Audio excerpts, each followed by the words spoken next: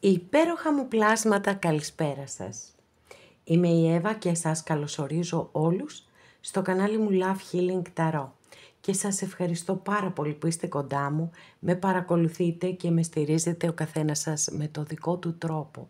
Να είστε πάντα καλά. Είμαι απέραντα ευγνώμων και μου δίνετε μεγάλη χαρά και πολύ μεγάλη δύναμη με κάθε καινούργια εγγραφή που κάνετε στο κανάλι μου, με κάθε like, με κάθε σχόλιο. Στέλνω θερμούς χαιρετισμούς στους φίλους σε ολόκληρο τον κόσμο, σε ολόκληρη την Ελλάδα, από άκρη σ' άκρη και στην πολύ αγαπημένη μου Κύπρο. Υπενθυμίζω πως τα ανοίγματα που κάνουμε εδώ είναι γενικά ανοίγματα και αυτό σημαίνει ότι αν κάποιος από εσάς επιθυμεί να δούμε τη δική του προσωπική ιστορία, αυτό γίνεται μόνο με προσωπικό άνοιγμα και όποιος το επιθυμεί, τα στοιχεία επικοινωνίας μου υπάρχουν στην περιγραφή, η περιγραφή είναι κάτω από τους χρόνους, καθώς επίσης να ενημερώσω πως τα προσωπικά τα κάνω μόνο με βίντεο και σας στέλνω το link. Αυτά με πολύ πολύ αγάπη από μένα για σας και πάμε να δούμε το θέμα μας. Για ποιο λόγο σου φέρετε έτσι και τι κρύβεται πίσω από αυτή τη συμπεριφορά? Εσείς θα βάλετε στο μυαλό σας όποιον άνθρωπο θέλετε να εξιχνιάσουμε αυτή τη συμπεριφορά λοιπόν που μπορεί να κάνει απέναντί σας. Γι' αυτό έχω βάλει και τα κλειδάκια σήμερα να ξεκλειδώσουμε πράγματα. Και πάμε να επιλέξετε μαύρο κλειδάκι, χρυσαφί και λευκό.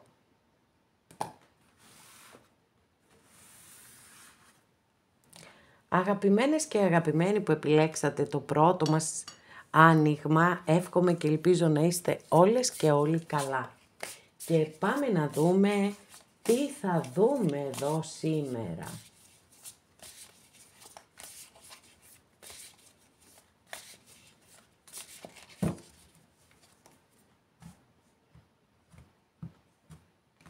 Μόνο την κάρτα βάση, σε εσάς θέλω να δω, απίστευτο ρε παιδιά. Μα απίστευτο πραγματικά. 6 κούπα. 6 κούπα, δική σας καρτούλα. Κάρτα βάσης όπως σας είπα. Η οποία δηλώνει το λόγο για τον οποίο παρακολουθείτε αυτό το άνοιγμα. Άρα λοιπόν κάποιες τουλάχιστον και κάποιοι επιθυμείτε πάρα πολύ επανασύνδεση, αναπολύτε τις όμορφες στιγμές που έχετε ζήσει με κάποιον άνθρωπο και θέλετε να τις ξαναζήσετε. Πάμε να δούμε πώς είναι η τρέχουσα κατάσταση. 9 πεντάκτηνα. Εδώ λοιπόν μπορεί να έχουμε χαρακτηριστικά του ανθρώπου αυτού, τη γενική ατμόσφαιρα και τις επιρροές που σχετίζονται με την συγκεκριμένη συμπεριφορά του. Με το 9 καταλαβαίνω ότι σίγουρα δεν είστε μαζί αυτή τη στιγμή, γιατί το 9 πεντάκτηνο είναι μια πολύ θετική κάρτα, όμως είναι 9, συνδέεται με τον ερημίτη της Μεγάλης Αρκάνας και αυτό σημαίνει ότι πολύ πιθανόν να έχετε να κάνετε με κάποιον που είναι κατ' επιλογή εργένης ή εργένισσα. Οπότε εκεί παιδιά τα πράγματα είναι πολύ δύσκολα. Πάμε να δούμε τα συναισθήματα. Μάλιστα. Υπότις πεντάκτηνο. Αστρολογική αντιστοιχεία είναι με το ζώδιο της Παρθένου και η αλήθεια είναι ότι τα πεντάκτηνα δεν μας δίνουν και καθαρά συναισθήματα. Το θέμα εδώ είναι ότι έχουμε έναν υπότη που είναι πολύ σταθερός. Και βέβαια είμαστε δύο κάρτες έχουμε ανοίξει από την άλλη πλευρά και οι δύο ανήκουν στα πεντάκτηνα. Είναι σταθερός λοιπόν και επίσης επιλέγει είτε εργασία είτε σχέση με οικονομικά κίνητρα και επίσης για μακροχρόνιες καταστάσεις. Δεν του αρέσουν οι εκπλήξεις, τα εφήμερα, όλα αυτά τον φοβίζουν, τον τρομάζουν. Δεν ξέρω μήπως είναι ήδη σε μία σχέση η οποία του δίνει ή της δίνει κάποια σταθερότητα και δεν θέλουν να φύγουν από εκεί. Για να δούμε τι σκέφτεται, τι σκέφτεται για εσάς. Μάλιστα, 8 κούπα. Το 8 κούπα λοιπόν έρχεται εδώ να μας πει ότι σας σκέφτεται και στεναχωριέται κιόλας που δεν είστε μαζί. Μπορεί να νιώθει τύψεις, να νιώθει ενοχές, και πικρία, και πολλές φορές μπορεί να λέει τι κρίμα που δεν μπορούμε να είμαστε μαζί. Εδώ έχω άλλο ένα πιθανό σενάριο με το 9 πεντάκτηνο και τον υπότη δίπλα. Επειδή όπως σας είπα, συνήθως ο υπότης πεντάκτηνο η δράση του υποκινείται από το χρήμα και επίσης θέλει πολύ σταθερά και συγκεκριμένα πράγματα στη ζωή του, μπορεί να υπάρχει σχέση οικονομικής εξάρτησης με κάποιο άλλο πρόσωπο. Οπότε και αυτό είναι ένα πολύ πιθανό σενάριο, γιατί βλέποντας εδώ το 8 κούπα, δεν μπορώ να κατατάξω τον άνθρωπο αυτόν στην κατηγορία του κατ' επιλογή ενεργαίνει ή εργένησας, χωρίς να το αποκλείω τελείως, έτσι. Απλώς πιστεύω ότι πιο πολλές πιθανότητες είναι να έχει οικονομική εξάρτηση από κάποιο άλλο πρόσωπο και αυτό είναι εμπόδιο ανάμεσά σας. Πύργος, παιδιά, πύργος. Το σκέφτεται πάρα πολύ έντονα το χωρισμό σας. Πιστεύω ότι δεν το έχει αποδεχτεί και αυτός ή αυτή ως γεγονός. Παρ' όλα αυτά όμως είναι μία συνθήκη αυτή τη στιγμή που αυτή ισχύει. Για να δούμε παρακάτω, να περάσουμε και σε πράξεις.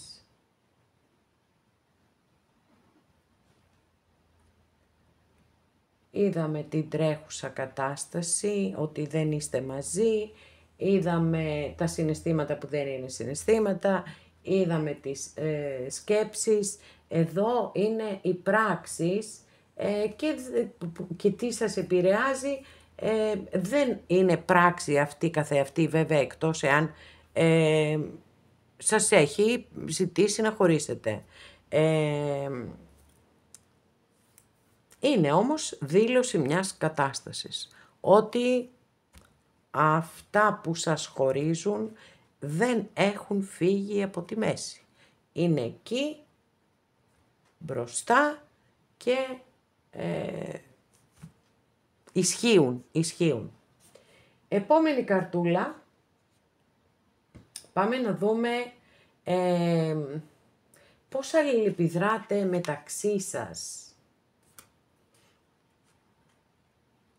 Μάλιστα. Παιδιά, πιο ξεκάθαρη απάντηση δεν θα μπορούσαμε να πάρουμε. Είναι φοβερό.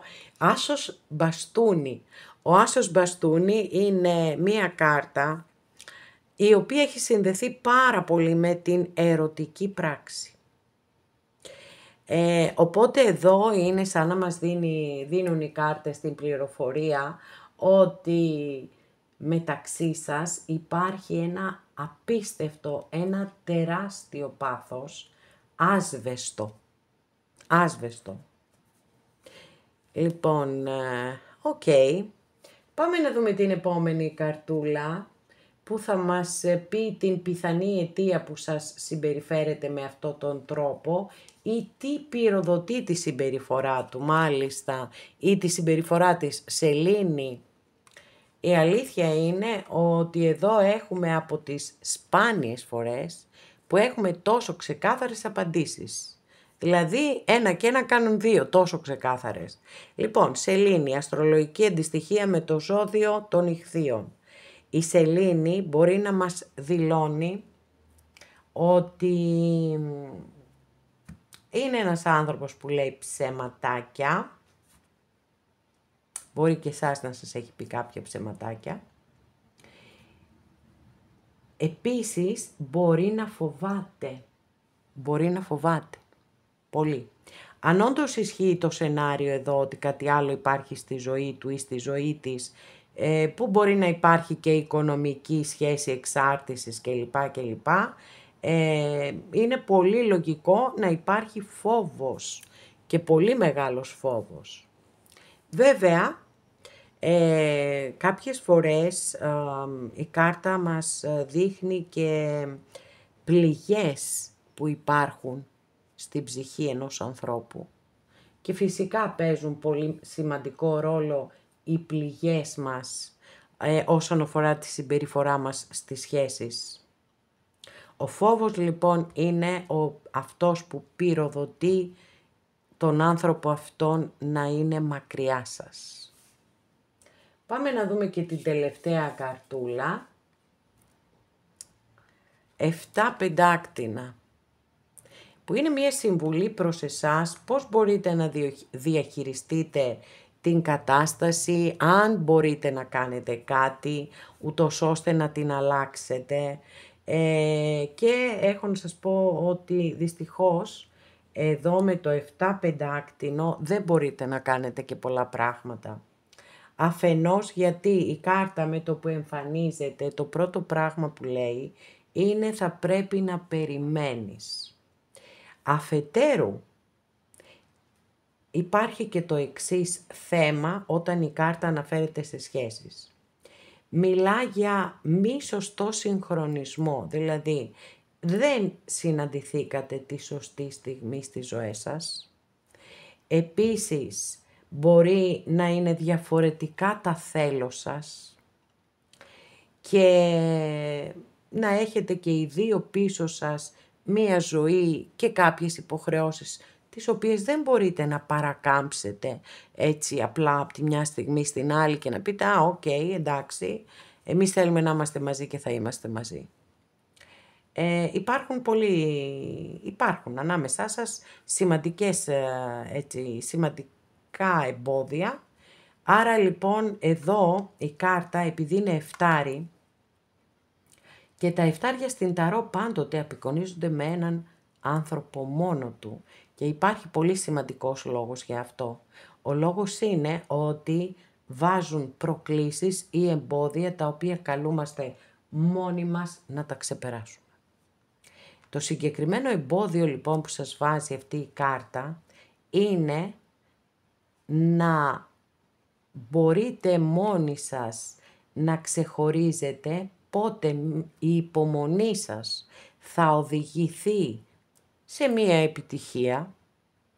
Ας πούμε, κάνετε πάρα πολύ υπομονή, ατέλειωτη υπομονή, πόση υπομονή δεν μας λέει η κάρτα, και έρχεται αυτός ο άνθρωπος στη ζωή σας.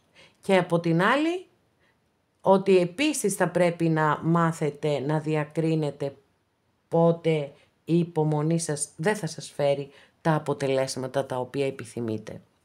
Είναι λοιπόν σαν να μεταφέρει επάνω σας τις αποφάσεις και τα πάντα όλα, που φυσικά πάνω μας είναι πάντοτε οι αποφάσεις για τη ζωή μας. Είναι δική σας η ζωή και εσείς θα σκεφτείτε αν θέλετε να παραμείνετε σε αυτή την υπόθεση και να περιμένετε ή εάν θέλετε να κλείσετε αυτό τον κύκλο ζωής. Είναι καθαρά και μόνο δικό σας θέμα, δική σας υπόθεση. Πάμε λοιπόν να συνοψίσουμε τι συμβαίνει και γιατί κάνει αυτός ο άνθρωπος αυτή τη συμπεριφορά απέναντί σας. Θεωρώ λοιπόν εδώ πιο πιθανό σενάριο αυτό το να υπάρχει κάτι άλλο στη ζωή του ή στη ζωή της, το οποίο δεν μπορεί να το παρακάμψει και είναι και πολύ πιθανό ότι υπάρχει και οικονομική σχέση εξάρτησης. Ο υπότης πεντάκτηνο εδώ δείχνει ότι αυτό που περισσότερο από οτιδήποτε άλλο στη ζωή του θέλει αυτός ο άνθρωπος είναι μία σταθερότητα. Δεν θέλει εκπλήξεις, δεν θέλει να ρισκάρει τίποτα. Στεναχωριέται πάρα πολύ που δεν είστε μαζί, αλλά ο χωρισμός είναι εκεί. Δεν φεύγει ο χωρισμός. Είναι ανάμεσά σας ο πύργος. Τέλος. Εδώ το πάθος είναι κάτι πάρα πολύ σημαντικό ανάμεσά σας. Ο φόβος είναι που οδηγεί τον άνθρωπο αυτό να σας συμπεριφέρετε με αυτόν τον τρόπο και πολύ πιθανόν να έχει κόψει και κάθε επικοινωνία και κάθε επαφή μαζί σας, επειδή φοβάται πάρα πολύ. Και εδώ με την τελευταία κάρτα, όπως σας είπα, είναι στο δικό σας το χέρι να αποφασίσετε αν θα παραμείνετε ή αν θα γυρίσετε κι εσείς την πλάτη σας να συνεχίσετε τη ζωή σας.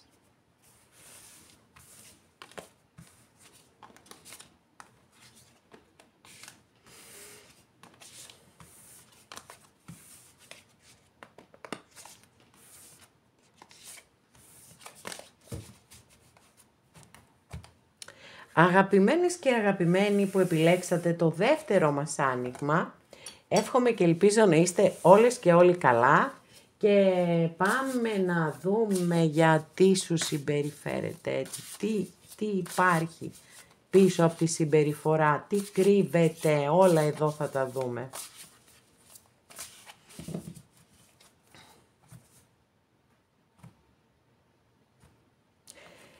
Για να δούμε εσάς πρώτα. Κρίση. Τώρα εδώ έχουμε δύο τινά.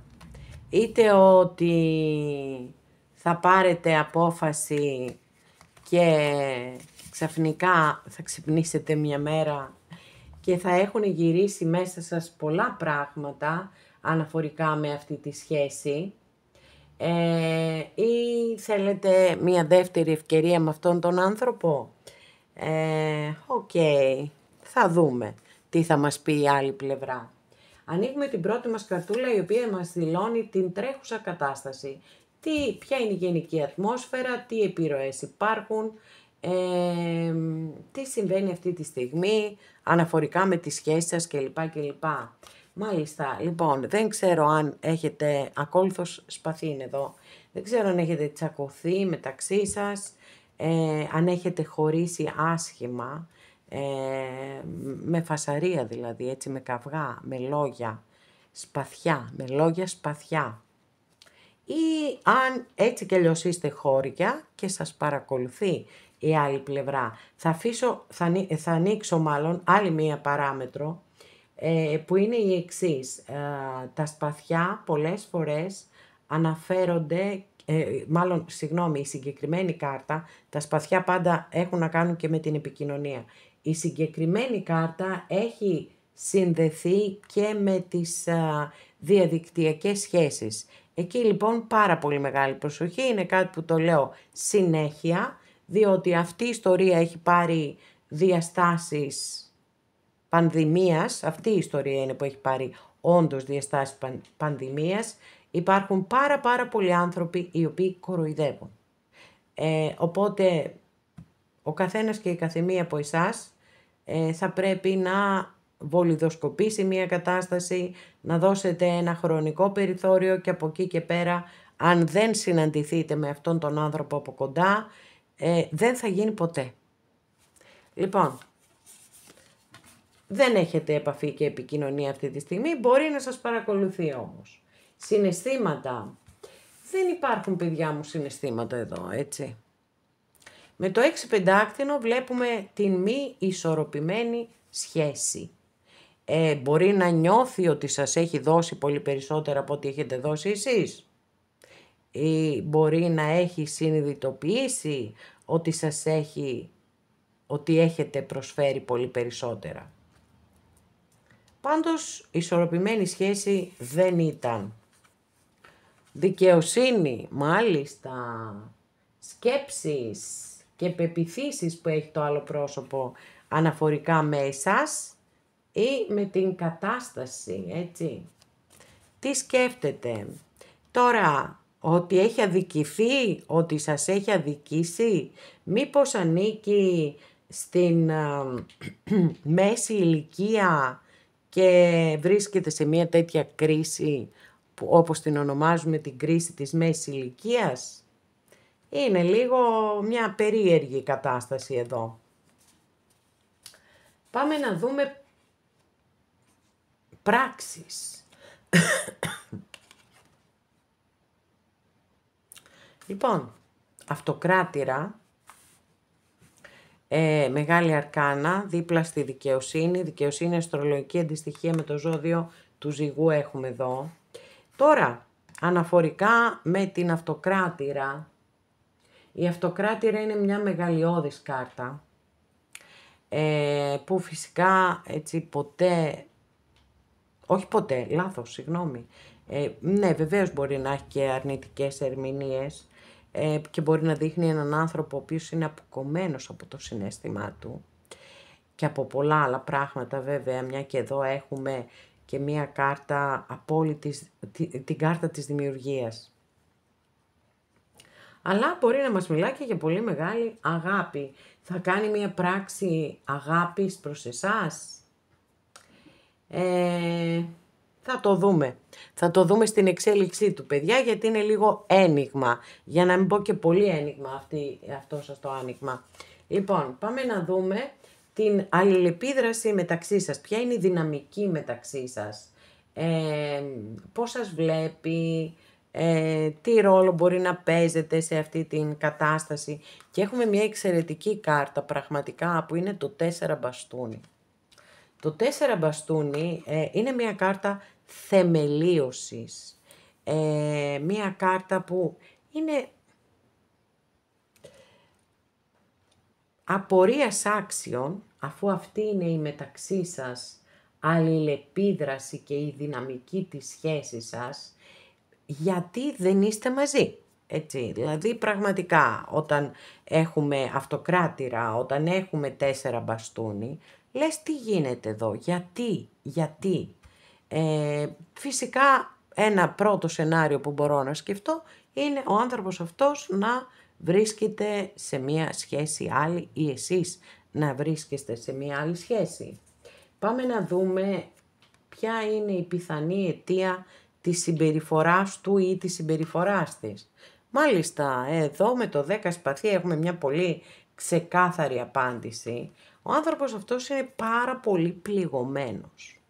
Όταν λέμε πάρα πολύ, εννοούμε πιο πολύ δεν έχει. Το 10 σπαθί είναι μια από τις πιο βαριά έτσι, συναισθηματικά κάρτες που έχουμε στην ταρό. Δείχνει τον άνθρωπο που είναι πεσμένος προύμητα και έχει φάει 10 σπαθιά στην πλάτη. Νιώθει προδοσία, νιώθει θυμό, νιώθει τα πάντα όλα. Πολύ πολύ αρνητικά. Και αυτό είναι η αιτία της συμπεριφοράς του ή της. Ο πολύ βαθύς πόνος. Κάτι λοιπόν έχει γίνει ανάμεσά σας, το οποίο εδώ δεν το έχουμε δει ακόμα καθαρά. Συμβουλή ή καθοδήγηση, έχουμε την κάρτα του κόσμου. Και επειδή ακριβώς η κάρτα του κόσμου έχει πέσει δίπλα στο 10 σπαθί και ο κόσμος είναι η ολοκλήρωση, είναι οι κύκλοι ζωής που ανοίγουν και κλείνουν. Θεωρώ ότι η συμβουλή προς εσάς είναι να τον κλείσετε αυτό τον κύκλο. Γιατί να σας πω κάτι, επί της ουσίας δεν έχουμε δει πουθενά και φως πραγματικό. Δηλαδή ένας άνθρωπος που είναι τόσο πληγωμένος ή πληγωμένη και αυτό καθορίζει τη συμπεριφορά τους, πραγματικά δεν ξέρω τι μπορεί να γίνει για να το αλλάξει όλο αυτό. Μπορεί να έχει δικά του ή δικά της θέματα, τα οποία πρέπει να τα λύσουν μόνοι τους. Δεν μπορείτε εσείς να κάνετε κάτι. Υπάρχει βεβαίως εδώ το ενδεχόμενο να έχετε κάνει κάτι εσείς και να το έχετε μετανιώσει και να θέλετε να ζητήσετε συγγνώμη και να θέλετε να ζητήσετε μία δεύτερη ευκαιρία. Στην παρούσα φάση δεν είναι κατάλληλη στιγμή να ξέρετε.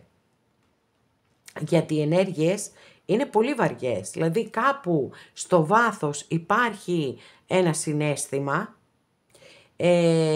υπάρχει και αυτή η αίσθηση του σταθερού, αν θέλετε, αλλά αυτά όλα έχουν χαθεί, γι' αυτό είπα είναι στο πολύ βάθος, έχουν χαθεί κάτω από τα 10 σπαθιά. Άρα, για να συνοψίσουμε και το δικό σας άνοιγμα. Θεωρώ ότι είναι πολύ πιθανό να σας παρακολουθεί αυτός ο άνθρωπος, όπως επίσης και το να έχετε χωρίσει δύσκολα, έτσι, με καυγά, με λόγια. Πιστεύει ότι η σχέση σας δεν ήταν ισορροπημένη, ότι εκείνος ή εκείνη έδιναν πολύ περισσότερα από όσα έπαιρναν, θέλουν να δικαιωθούν σίγουρα, νιώθουν αδικημένοι, αυτοκράτηρα και 4 μπαστούνι. Σίγουρα έχει υπάρξει και αγάπη ανάμεσά σας, πολύ μεγάλη αγάπη, δεν μπορούμε να το αμφισβητήσουμε αυτό, σίγουρα, αλλά το θέμα είναι τι γίνεται στο παρόν, και στο παρόν δεν βλέπω κάποια κίνηση.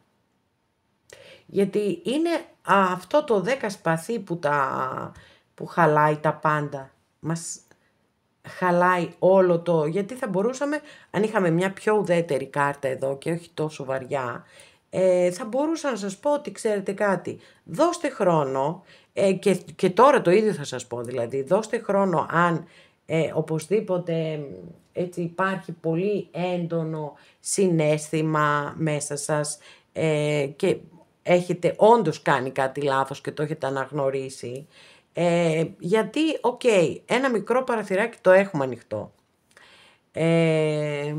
αλλά όχι αυτή τη στιγμή, με τίποτα. Δηλαδή πρέπει να περάσει αυτή τη διεργασία, να φύγει από αυτό το πολύ βαρύ συναίσθημα της προδοσίας, της αδικίας, όλα αυτά. Είναι δηλαδή σαν να λέει ότι εγώ σε αγάπησα πάρα πολύ και πίστεψα ότι είσαι κάτι σταθερό στη ζωή μου και εσύ με πρόδωσες. Λοιπόν, οπότε είτε αποφασίζετε να περιμένετε, είτε αποφασίζετε να κλείσετε αυτό τον κύκλο. Στο χέρι σας όλα.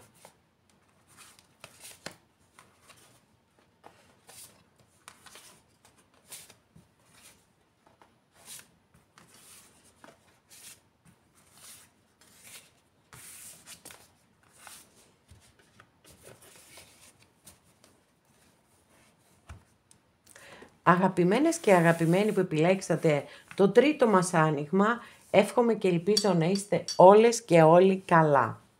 Και πάμε να δούμε τι γίνεται, γιατί σου φέρετε έτσι, τι συμβαίνει, τι τρέχει. Όπα. Μάλιστα. Αυτοκράτηρα, παιδιά. Μία πολύ αγαπημένη μου κάρτα. Είναι το αρχέτυπο της μητέρας, είναι η αγάπη, η φροντίδα, η προστασία, το νιάξιμο, και φυσικά επειδή μιλάμε για αρχέτυπα, εννοείται ότι αυτό το ρόλο μπορεί να τον παίξει και ένα σύντροφο στη ζωή μας και είναι πραγματικά ο ιδανικός και ο απόλυτος σύντροφος. Τώρα, αυτό είτε είναι δικό σας το συναίσθημα, είτε είναι το συναίσθημα της άλλης πλευράς. Τι συμβαίνει το ξέρετε εσείς πολύ καλύτερα από μένα και βέβαια θα δούμε και τι θα αποκαλυφθεί στο άνοιγμά μας. Οπότε πιστεύω σε κάθε περίπτωση μία κατεύθυνση θα την έχουμε.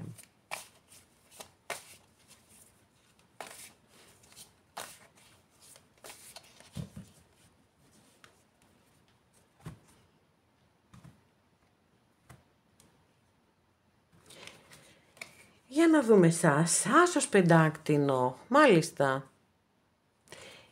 Είναι φανερό εδώ με τον άσο πεντάκτηνο ότι επιθυμείτε πάρα πολύ να κάνετε ένα καινούριο ξεκίνημα ανάμεσά σας. Είναι ένας έτσι πολύ ωραίος άσος. γιατί έχει τις ενέργειες και τις ποιότητες των πεντακτίνων και δείχνει, φανερώνει από μέρους σας ότι αυτός ο άνθρωπος για εσάς δεν είναι κάτι το επιπόλαιο, αλλά τον βλέπετε ή την βλέπετε πολύ πιο σοβαρά, εντός ή εκτός εισαγωγικών, έτσι. Γιατί τα πεντάκτηνα είναι κάρτες που θέλουν θεμελίωση, που θέλουν σταθερότητα, που είναι σύντροφοι ζωής συνήθως. Δεν αλλάζουν εύκολα. Πάμε να ξεκινήσουμε το άνοιγμά μας, να περάσουμε στην άλλη πλευρά, να δούμε πώς είναι η κατάσταση αυτή τη στιγμή ανάμεσά σας. Και ό,τι μπορεί να σχετίζεται με τη συγκεκριμένη συμπεριφορά. Και έχουμε μία επικίνδυνη, μπορώ να πω, κάρτα, που είναι το 7 κούπα. Και γιατί είναι επικίνδυνη? Γιατί έχει τον τίτλο «Ο άρχοντας της απατηλής ευτυχίας» ή της απατηλής επιτυχίας.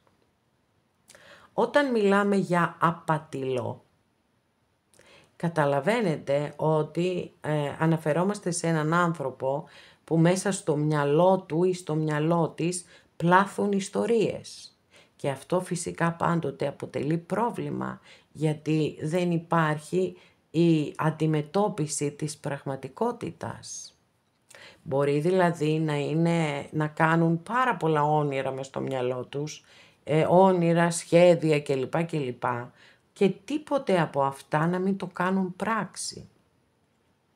Γιατί είναι εκτός από κάρτα ονειροπόλησης, είναι και κάρτα η οποία λόγω του ότι το στοιχείο της είναι το νερό, κούπες, έχει πολύ μεγάλη αστάθεια. Είναι κάρτα αναβλητικότητας. Είναι η κάρτα των πολλαπλών σκέψεων και των πολλαπλών επιλογών.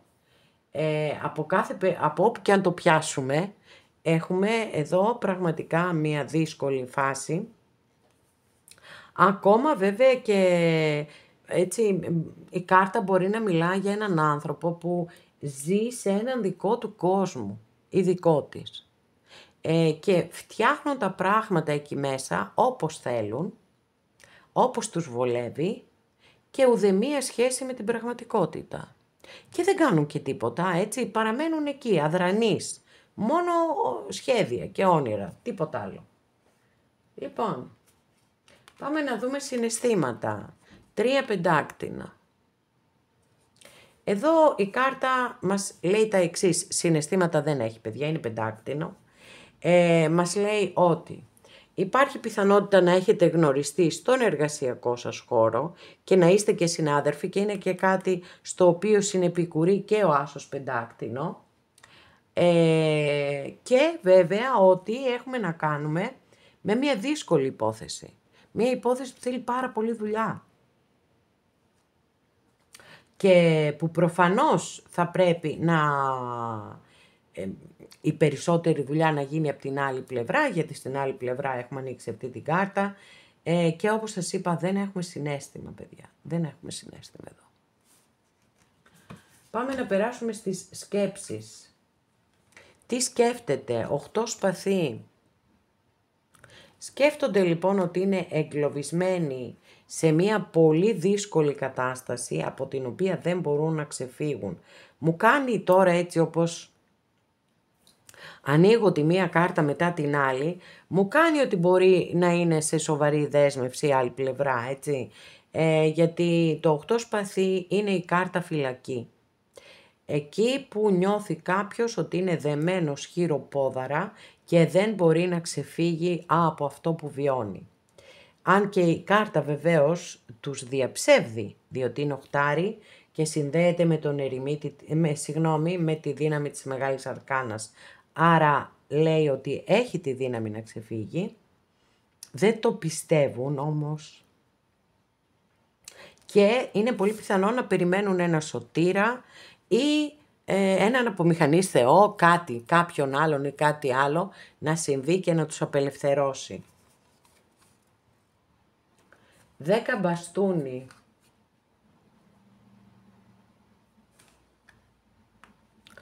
Εδώ η καρτούλα μας περιγράφει τις πράξεις ή τις συμπεριφορές. Και έχουμε το 10 μπαστούνι που είναι μια αρκετά δύσκολη κάρτα με την έννοια της κόπωσης και της υπερκόπωσης. Μπορεί να μας δηλώνει ότι ο άνθρωπος αυτός έχει πάρα πολλές υποχρεώσεις, τις οποίες προσπαθεί να φέρει εις πέρας και νιώθει ότι έχει λυγίσει κάτω από αυτό το βάρος. Είναι σαν να μην μπορεί να σηκώσει κάτι παραπάνω. Δύσκολη, πολύ δύσκολη περίπτωση εδώ. Η μία κάρτα λες και τις έχουμε διαλεγμένες σε παιδιά, εκτός από τη δική σας εδώ, που είναι σούπερ ο άσος πεντάκτηνο, αν και είμαστε σε κάτι πολύ συγκεκριμένο. Παρόλα αυτά εδώ, στην άλλη πλευρά, δεν ήθελα να είμαι στη θέση τους με τίποτα. Πάμε να δούμε γιατί συμπεριφέρονται έτσι. Και εδώ έχουμε μια βασίλισσα και είναι η βασίλισσα μπαστούνι. Και είναι πολύ πιθανό λοιπόν να συμπεριφέρονται έτσι, ορμόμενοι από ένα άσβεστο πάθος προς εσάς ή επειδή υπάρχει μία γυναίκα ανάμεσά σας.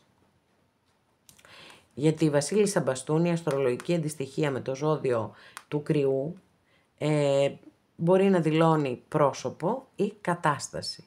Επειδή είμαστε στα μπαστούνια και είναι κάρτες πάθους και πολύ υψηλής ενέργειας κάρτες, είναι σαφές εδώ λοιπόν είτε ότι επειδή δεν μπορείτε να είστε μαζί και επειδή φαντάζομαι ότι σας έχει συμβεί αυτό στη ζωή σας κάποια στιγμή, να είστε κοντά με έναν άνθρωπο και να νιώθετε ότι έχετε πάρει φωτιά. Και αυτό όταν δεν μπορείς να το εκπληρώσεις, μπορεί να μην μπορείς και να το αντέχεις. Άρα μπορεί να συμβαίνει κάτι τέτοιο ή να υπάρχει ανάμεσά σας μία γυναίκα και αυτό είναι που πυροδοτεί την όποια συμπεριφορά απέναντί σας. Πάμε να δούμε και τη συμβουλή σας. 5 μπαστούνια. Μάλιστα. Συγγνώμη, 7 ήθελα να πω. Οκ. Τι να κάνουμε, άνθρωπος είμαι και εγώ, μπερδεύομαι. Λοιπόν, 7 μπαστούνια. Το 7 μπαστούνια εδώ είναι, όχι εδώ, παντού, πάντα, είναι η κάρτα της άμυνας και της αντίστασης. Και της πολιορκίας επίσης. Εμφανίζεται όταν κάποιος νιώθει ότι έχουν πέσει όλοι επάνω του και του λένε. Και σαν να έρχεται σε θέση απολογίας. Για αυτά που πιστεύει, για αυτά που κάνει κλπ. Τώρα αναφορικά με τα αισθηματικά, παιδιά, είναι πολύ σαφές αυτό που λέει η κάρτα, που μεταφέρει ως μήνυμα. Εάν δεν υπάρχει μεταξύ σας η σύγκρουση αυτή, ότι δηλαδή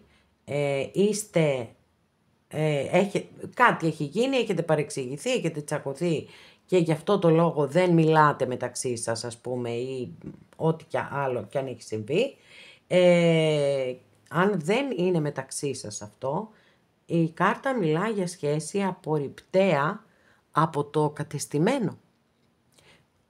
Τι είναι το κατεστημένο? Είναι η θρησκεία, είναι η κοινωνία, είναι οι οικογένειες κλπ. Άρα εδώ υπάρχουν προβλήματα, σίγουρα. Δεν έχω να σας πω κάτι, ότι έχετε κάτι να περιμένετε. Δεν βλέπω την ίδια πρόθεση και από την άλλη πλευρά. Δηλαδή εσείς εδώ έχετε μια σαφή πρόθεση. Θέλετε να είστε και πάλι μαζί, να κάνετε ένα καινούριο ξεκίνημα με αυτόν τον άνθρωπο. Δεν βλέπω όμως καμία πιθανότητα εδώ, τουλάχιστον προς το παρόν. Σε ένα επόμενο άνοιγμα μπορεί να δούμε κάτι διαφορετικό. Αλλά εδώ έχει τόσο μεγάλο βάρος αυτός ο άνθρωπος, που ναι, πραγματικά δικαιολογώ τα πάντα και να μην σας μιλάει καθόλου και να τον βλέπετε ή να την βλέπετε, αν τυχόν εργάζεστε μαζί, να είναι διαρκώς έτσι σαν θλιμμένοι, σαν θυμωμένοι, Όλα αιτιολογούνται απόλυτα με τις κάρτες που έχουμε ανοίξει και μπορεί και κάποιες στιγμές να τους πιάνετε, αν έχετε τέτοια επαφή, οπτική τουλάχιστον, να τους πιάνετε κάποιες στιγμές έτσι να σας κοιτάζουν και να χαμογελούν, παραδείγματος χάρη. Είναι οι στιγμές έτσι που φτιάχνουν μέσα στο μυαλό τους σενάρια, αλλά προς το παρόν δεν πρόκειται να περάσουν σε πράξεις. Αυτά και για σας αγαπημένες και αγαπημένοι, θέματα ανάμεσά σας, εγκλωβισμός πολύ σοβαρός του άλλου ατόμου, δυσκολίες σαν να έχει όλα τα βάρη του κόσμου φορτωμένα επάνω του ή επάνω της, πάθος, δεν μπορούμε να μην το πούμε, να το παραβλέψουμε, ή ένα γυναικείο πρόσωπο ανάμεσά σας, και εδώ καλείστε εσείς να αποφασίσετε τι θέλετε να κάνετε. Θα περιμένετε ή θα φύγετε. Εδώ πάντως η συμβουλή της κάρτας, μία από τις συμβουλές κάρτας είναι να κρατήσετε επαρκώς διαχωρισμένες δύο πλευρές της ζωής σας, ιδιαιτέρως όταν έρχονται σε σύγκρουση μεταξύ τους. Και επίσης μία ακόμη συμβουλή είναι να σταματήσετε να λέτε συνέχεια ναι. Αν κάποιος ή άλλη πλευρά, ας πούμε, αν η διένεξη είναι μεταξύ σας και εσείς πάντα υποχωρείτε, εδώ έρχεται η καρτούλα και λέει σταμάτα να λες συνέχεια ναι, πες και μια φορά όχι, έτσι, για την αλλαγή. Αγαπημένες και αγαπημένοι, εδώ ολοκληρώσαμε και αυτό μας το άνοιγμα. Σας ευχαριστώ πάρα πολύ που είστε κοντά μου και με παρακολουθείτε. Μέχρι την επόμενη φορά να είστε όλοι καλά. Σας φιλώ γλυκά.